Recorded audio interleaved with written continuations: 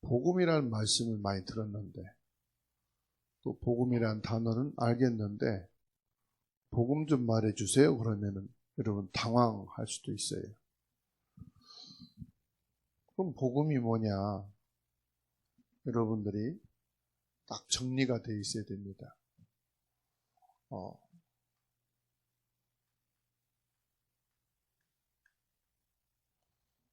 복음은 하나님께서 우리를 구원하시는 그 모든 내용을 한마디로 복음이라 그럽니다. 그러면 이 복음을 가장 성경적으로 정확하게 여러분들이 알고 있어야 되고 정리가 되어 있어야 되는데요. 복음이 뭐냐 그럴 때 창세기 1장 27절입니다. 하나님이 우리 인간을 하나님의 형상을 따라 창조하셨다. 그리고 하나님께서 28절에 창조하신 모든 것을 생육하고 번성하여 다스리고 정복하라. 축복을 주셨습니다. 그래서 하나님의 형상, 하나님의 형상으로 우리 인간을 창조하셨다. 영적인 존재로 창조하셨다. 하나님이 창조하신 모든 것을 우리 인간에게 뭐로 주셨습니까? 생육하고 번성하는 축복으로 맡겨주신 것입니다. 이 축복을 언제까지?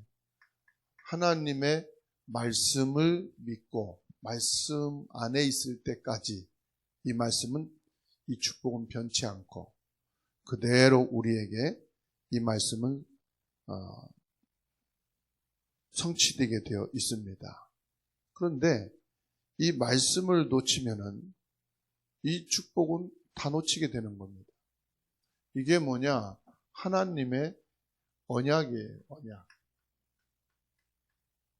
사람으로 말하면 약속이죠. 약속을 하면 뭡니까? 그 약속만 지키면 되는 거죠. 약속을 안 지키면은 그 모든 것은 다 헛된 것입니다. 그래서 하나님께서 우리에게 약속으로 주신 이 언약 안에만 있으면 우리가 잘하든 못하든 하나님은 잘하고 못하는 것을 따지는 게 아니에요. 이 언약의 말씀 속에 있느냐 없느냐, 그게 더 중요한 거예요. 그래서 이 축복 속에서 우리 인간은 살게 돼 있는 거죠. 그런데 이 축복을 하나님이 우리 인간에게만 주신 거예요.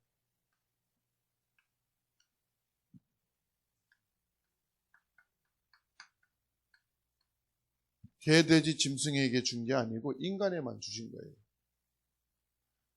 그런데 이 축복을 모르도록 사단이 거짓말을 한 겁니다. 이게 없어도 너희들이 하나님의 될 수가 있다. 너의 힘으로 살 수가 있다. 너희도 어마어마한 존재다. 이거를 심어놓은 거예요. 요한계시록 12장 9절 말씀 보세요.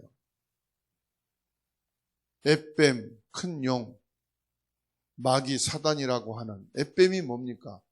창세기 3장 4절 5절. 아담과 하와에게 다가와서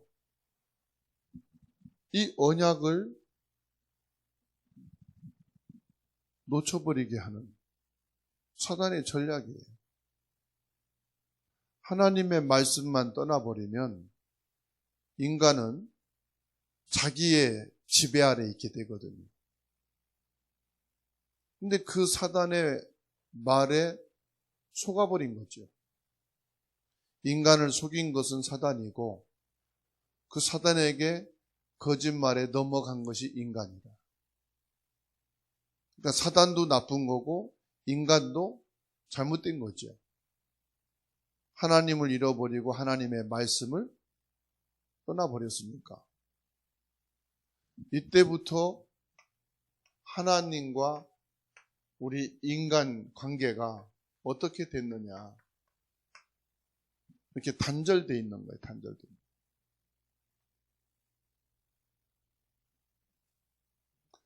하나님과 인간 관계가 딱 단절돼 버리니까 어떻게 돼요? 이때부터 문제가 시작되고 인간에게 고통이 오기 시작된 거예요. 다른 문제가 아니에요. 요한복음 8장 44절. 하나님의 형상으로 지음받은 인간이 하나님을 떠나가 버리니까 그때부터 뭐요? 마귀 자녀가 되어버립니다.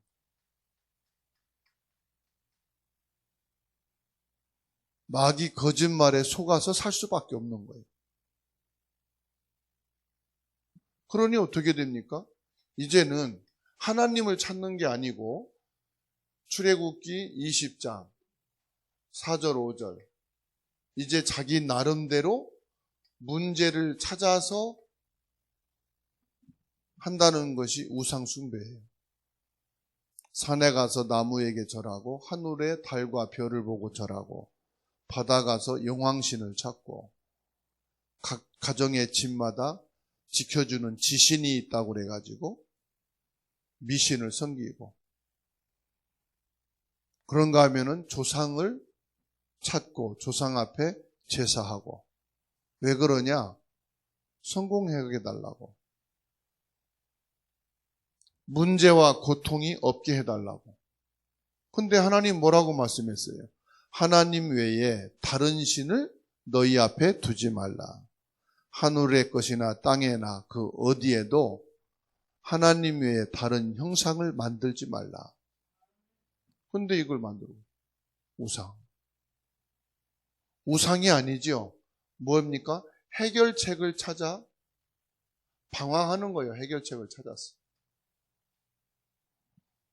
어떻게 하면 내 인생의 문제를, 자손의 문제를, 먹고 사는 의식주 문제를 해결할 것인가? 어떻게 하면 성공할 것인가? 해결책을 찾아서 방황하는 거예요. 왜요? 하나님을 잃어버리고 하나님 떠났으니까.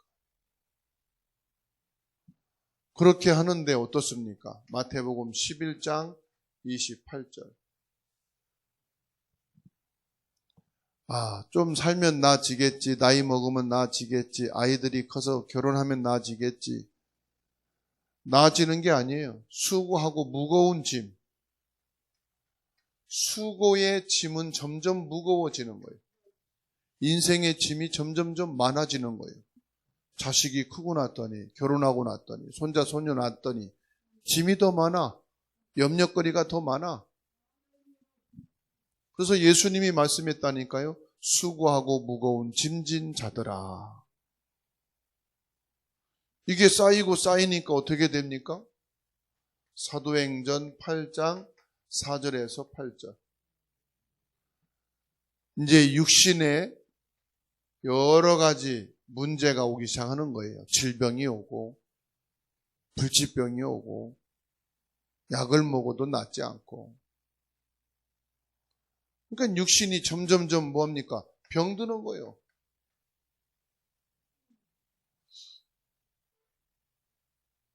그리고 어떻습니까? 내세에 대해서는 확신이 없어요. 그냥 열심히 교회 다니든지 열심히 뭔가 믿으면 되겠지 그러는데 분명히 내세가 있거든요.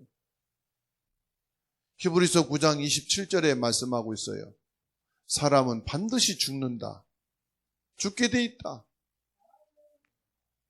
엊그제 조용기 목사님이 86세로 소천하셨어요. 그 대단한 목사님 아닙니까? 저도 그분의 집회를 참석하고 여의도 순복음교회로 새벽 예배, 금요 예배 다니기도 했거든요. 청년 때. 언젠가는 누구에게나 다 뭐가 있느냐? 끝이 있어요.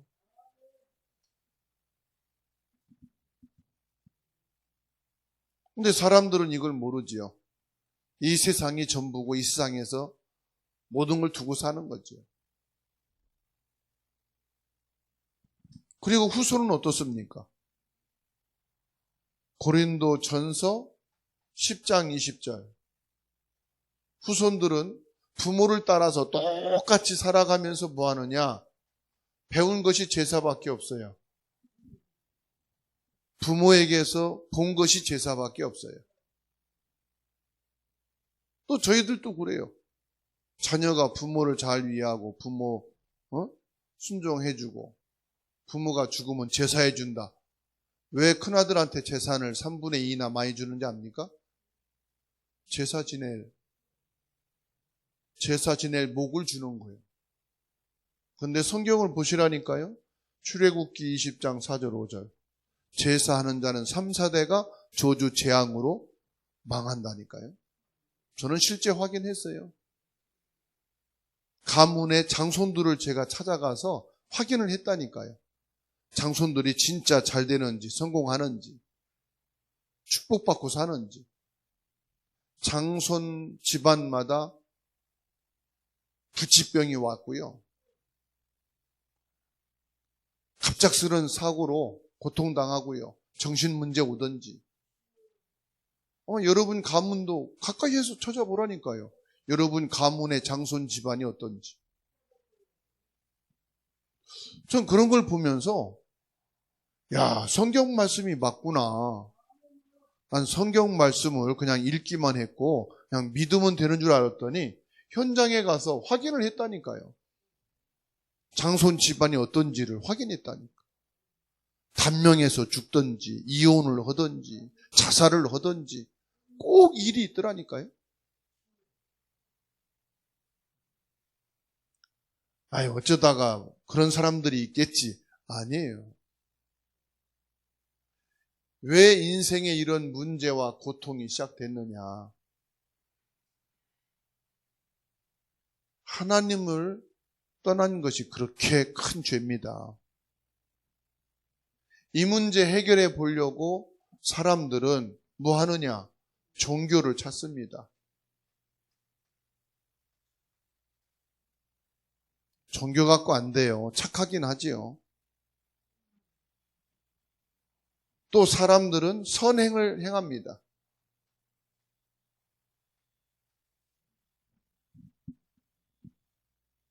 착하면 이 문제 해결되는 줄 알고 선행을 행하면은 이 문제 해결될 줄 알고 안 됩니다. 그러니까 사람들은 철학, 자기 어떤 신념, 정신력, 마음의 중심 갖고 해보려고 합니다. 배운 지식 갖고 하려고 합니다. 안 됩니다, 이게. 그래서 하나님이 창세기 3장 15절 여자의 후손, 우리의 구원자 예수님을 보내시겠다고 우리하고 의논도 하지 아니하시고 일방적으로 약속을 하신 겁니다. 우리의 구원자 예수님을 보내시겠다고 약속을 한 거예요. 그래서 예수님이 오셔서 뭐냐? 하나님을 떠나게 만든 이 사탄, 뱀의 머리를 상하게 할 것이다. 사단을 꺾을 것이다 말씀한 거예요. 십자가에서 이 사단을 꺾을 것이다. 그런데 예수님이 하나님이 말씀하신 대로 오셨어요. 어떻게 해요?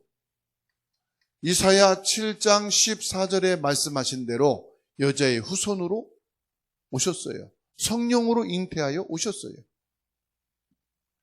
이분이 누구냐? 마태복음 16장 16절 그리스도라고 합니다. 주는 그리스도시요 그러잖아요. 그러면 우리가 여자의 후손 예수님을 믿는다. 맞지요? 그러면 예수님이 그리스도로 오셔서 하신 일을 우리가 믿는 것이지 예수 그리스도를 믿는 게 아니에요. 예수 그리스도를 믿되 그 내용을 믿어야 되는 거죠. 오셔서 하신 내용이 뭐냐? 요한 1서 3장 8절 마귀의 일을 멸하셨다. 마귀의 일이 뭡니까? 하나님을 떠나게 만들었던 그 일이에요. 하나님의 말씀을 믿지 못하게 만들었던 그 일을 멸하셨다. 그러니까 뭐지요? 하나님을 떠나서 오게 된 인생의 문제와 고통, 이것을 끝내셨다 이 말이에요. 그리고 뭐라고 말씀합니까? 마가복음 10장 45절. 우리의 이 문제와 고통의 원인이 하나님을 떠난 건데 이걸 원죄라고 그럽니다. 이 원죄를 예수님이 오셔서 십자가를 지심으로 끝내버렸다. 그리고 뭡니까? 요한복음 14장 6절. 너희가 하나님을 떠나서 하나님을 모르고 이 문제와 고통 속에서 살고 있었는데 너희가 이 문제에서 빠져나오는 길, 이 고통을 해결받는 길이 뭐냐? 하나님 만나는 것이다. 그래서 내가 곧 길이요 진리요 생명이다. 나를 통해서 하나님을 만나버리면 끝난다. 왜? 너희가 하나님을 만나지 못하도록 거짓말로 유혹하고 하나님을 모르게 만들었던 요 마귀의 일을 멸하셨고 이 원죄를 끝내셨고 내가 길이 되기 때문에 나를 믿는 자는 나를 믿는 즉시 하나님을 만나게 된다. 그러면 이 세 가지 일을 한 가장 중요한 직책이 있는데 그게 뭐냐? 그리스도라 이 말이에요. 그리스도는 뭐냐? 요 마귀의 일을 멸하신 참된 왕이시다. 우리 원죄를 해결하신 참된 제사장이시다. 하나님을 만나게 한 참된 선지자이시다. 이렇게 왕 제사장 선지자로 기름 부음을 받은 이름이 뭐냐? 그리스도다. 예수님이 바로 그리스도가 되셔서 왕이 되시고 제사장이 되시고 선지자가 되셔서 십자가를 통해서 이거를 끝냈다. 이게 복음의 내용이에요. 이 사실을 믿기만 하면 이 사실을 믿고 예수 그리스도를 정말로 네 마음에 믿고 네가 영접만 하면은 되는 것이다. 어떻게? 로마서 10장 9절에서 10절. 이 사실을 네 마음으로 믿고 네가 입으로 시인하면 된다. 어떻게? 요한복음 1장 12절. 영접하는 자 곧 그 이름을 믿는 자들에게는 하나님의 자녀가 되는 권세를 주셨으니 영접. 어디 영접합니까? 요한계시록 3장 20절. 너희 마음에 문을 열고 네 마음으로 이 사실을 믿고 내 입으로 예수 그리스도를 시인하면 되는 것이다. 교회를 몇 년 다녔냐? 잘 믿었냐? 직책이 뭐냐? 상관없어요. 지금 즉시 평생 동안 내가 모르고 살다가 지금 예수를 그리스도로 내가 믿고 내가 입으로 고백하여 영접하는 그 순간 하나님의 자녀가 되는 것입니다. 요한복음 1장 12절에 말씀했어요. 너희는 하나님의 자녀다. 하나님 자녀 되는 거 쉽습니다. 예수 그리스도를 내가 믿고 고백하면 하나님 자녀가 되는 거예요. 나는 싫어. 절대로 예수 믿지 않아. 그 사람은 하나님 자녀 될 수 없어요. 교회에 다녀도 나는 예수 그리스도 영접하지 않아. 시인할 수 없어. 하나님 자녀가 될 수 없어요. 그런데 예수 그리스도를 내 마음으로 믿고 입으로 시인하여 고백만 하면 하나님 자녀 되는 거예요. 하나님 자녀 된 자에게는 증거가 있습니다. 어떤 증거냐? 성령께서 내주하신, 성령께서 그 사람과 함께 계십니다. 그리고 뭐 하느냐? 성령께서 그 사람을 세밀하게 인도해 주시는 거예요. 그리고 기도하면은 응답 주시는 거예요. 성령이 역사하시는 거죠. 그리고 뭡니까? 빌립보서 3장 20절. 천국 백성이 되는 거예요. 이 땅에 살지만 천국 백성이 되는 거예요. 언제든지 몇 살 때 살다가 가든지 상관없어요. 예수 그리스도를 믿고 영접하는 하나님 자녀가 된 사람은 언제든지 하나님 나라에 부르시면 가도 돼요. 천국 백성이니까. 그리고 뭐 하느냐? 저와 여러분들은 두려울 필요가 없다니까요. 예수 그리스도의 이름으로 영적 싸움을 할 수 있는. 전에는 몰라서 문제와 고통, 이 마귀 사단 귀신에게 절하고 빌었지만 이제는 그럴 필요가 없어요. 예수 그리스도의 이름이 주신 권능으로 정복하고 다스리고 이길 수가 있어요. 멀리 가 있는 우리의 자손들을 위해서도 예수 그리스도의 이름으로 유혹하고 힘들게 하고 무너지게 하는 영적인 문제, 흑암의 세력은 예수 이름으로 떠나갈지어다. 기도하면 돼요.